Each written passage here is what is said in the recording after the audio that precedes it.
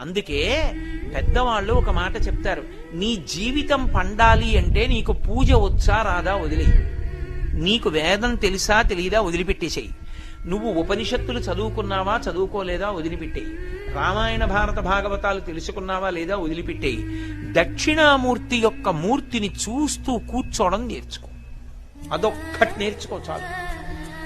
ఏమక్కర్లేదు, ఇంకా దక్షిణామూర్తిని పెట్టుకుని రోజు కాసేపు ఆయన్ని చూస్తే చాలు. మీకు నేను ఇంకా విచిత్రమైన విషయం చెప్పనా, సంటి పిల్లలు కొంచెం కొంచెం పెరిగి పెద్దవాళ్ళు అవుతున్నప్పుడు ఇంట్లో అందమైన దక్షిణామూర్తి విగ్రహం ఉండి, విగ్రహం అంటే ఫోటో కనీసం ఉండి, పిల్లలు కాసేపు దాని వంక చూడడం అలవాటైతే మీరు చూడండి, నేను యథార్థం చెప్తున్న, పెద్దలు నిర్ణయం చేసింది, వాళ్ళు కళ్ళు తిప్పి ఆడుకుంటూ ఆడుకుంటూ పాకడం కూర్చోవడం వచ్చినప్పుడు చూసినప్పుడు వాళ్ళు నిశ్చలంగా కాసేపు ఇలా దక్షిణామూర్తి వంకే చూస్తారు.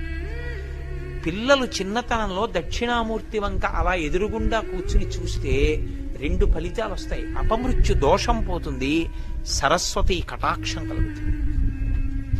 అందుకే అసలు ఇంట దక్షిణామూర్తి ఫోటో లేని ఇల్లు ఉండరాదు. అంత మంగళప్రదమూర్తి ఎవరు అంటే దక్షిణామూర్తియే.